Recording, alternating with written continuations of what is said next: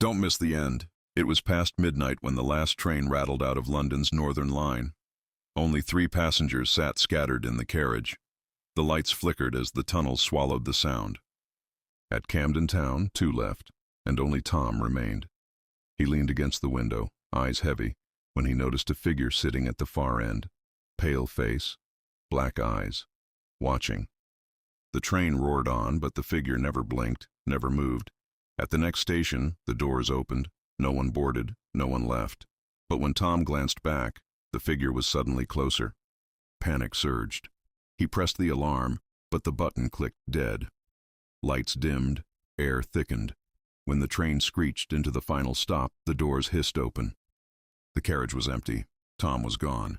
Only a single ticket lay crumpled on the floor, smeared with something dark.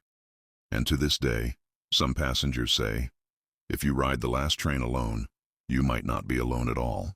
Subscribe for more videos. Did you know that in a quiet English village, a red telephone box stood at the crossroads? Once it connected neighbors. Now it stood empty, a relic. But every night at midnight, locals said the phone inside would ring. And if anyone answered, they'd hear a voice whispering their name. One stormy evening, a traveler named Daniel laughed at the legend. At 11:59, he stepped inside the box, rain pounding on the glass. At exactly midnight, the phone rang. Smirking, he picked up. "Hello?" The line crackled, then a whisper. "Daniel, I'm right behind you." He spun, but the box was empty. The door slammed shut, the glass fogged over with handprints pressing from the inside. By morning, the box was silent again. Only Daniel's coat was found hanging on the door, dripping wet. And still at midnight the phone rings. Subscribe for more videos. For centuries, the people of East Anglia whispered about a monstrous dog. They called it Black Shuck, and with eyes like burning coals. One stormy night in 1577, villagers crowded inside Blythburgh Church. Suddenly the doors burst open, and the black dog charged inside. Witnesses swore it struck down 2 people before vanishing. When the smoke cleared, claw marks burned into the church door remained. Travelers claim Black Shuck still prowls lonely coastal paths. So if you walk alone at night and hear soft paws behind you, don't turn around. Subscribe for more. Don't miss the end. In the quiet Dorset village of Bettiscombe, there is a house that locals avoid after dark. Inside, it rests a skull, not in a museum, but on a shelf, wrapped in old linen. Legend says it belonged to a Jamaican servant brought to the manor centuries ago. On his deathbed, he begged to be buried in his homeland. Instead, he was laid to rest in the village graveyard. The night after his burial, the house filled with horrifying screams. Windows rattled, doors slammed, and a voice wailed through the halls. Terrified villagers dug up his coffin and returned his skull to the house. From then on, whenever anyone tried to remove it, the screams returned. Once, a vicar demanded the skull be destroyed. Within days, sudden storms battered the village, roofs collapsed, and cattle died mysteriously. Even today, the skull remains in Bettiscombe Manor, silent most of the time. But locals swear, if you disturb it, the screams begin again. Subscribe for more videos. Long ago, in the heart of London stood Newgate Prison, a place of chains, rot, and fear. Prisoners whispered about a figure who walked its corridors at night. A tall monk in a dark hood, face hidden, hands clasped. They called him the Black Monk of Newgate. Legend says he was a priest imprisoned centuries earlier, starved to death by his fellow inmates during a famine. His final vow was vengeance. Guards claimed that before every execution, the monk appeared outside the condemned cell. Some prisoners swore they saw him sitting silently in the corner of their cell the night before they were led to the gallows. Even when Newgate was torn down in 1902, the stories didn't end.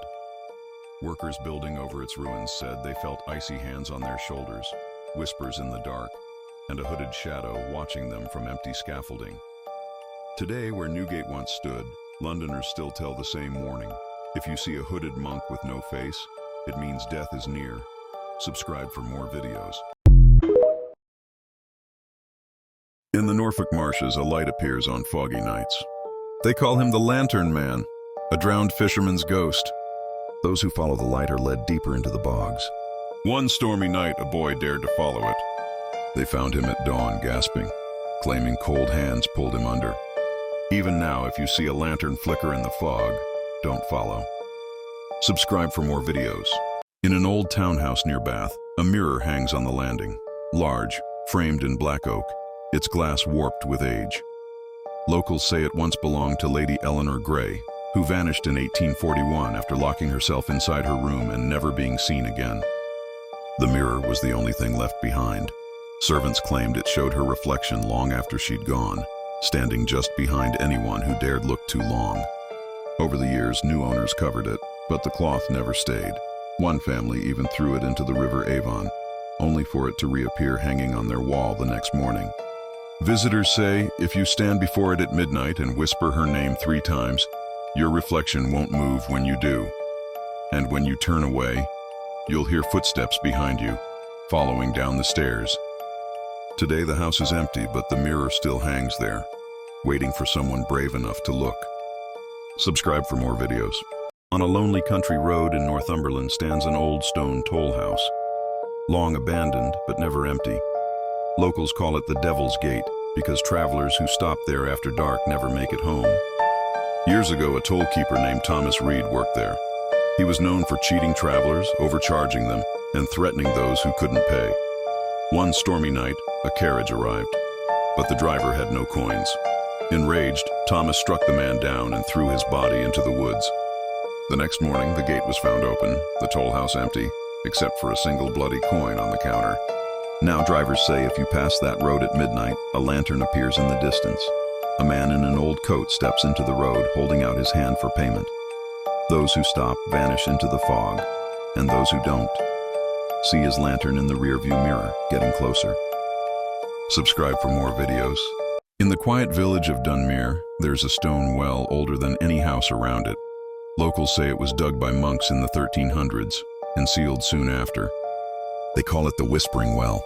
On still nights, if you lean close enough, you can hear a voice from the dark below whispering your name. Centuries ago, a boy named Matthew dared his friends to call into it. He shouted, "What's down there?" The well replied, "You are." The next morning, his cap was found on the edge, and the water had turned black. Since then, the villagers say anyone who mocks the well disappears within 3 nights. Even now, people avoid walking near it after sunset. But sometimes, when the wind dies, you can still hear the whisper, asking for one more name. Subscribe for more videos. Pendle Hill, in Lancashire, is peaceful by day, but at night, the wind sounds like voices. Locals say that's because of the witches. In 1612, 12 people from nearby villages were accused of witchcraft. 10 were hanged. Their bodies were buried beneath the hill, but their spirits were never still. Every Halloween, people climb Pendle for the thrill. Ghost hunters, tourists, skeptics. Most leave laughing, but not all of them come back. Last year, a young woman named Clara visited with her friends.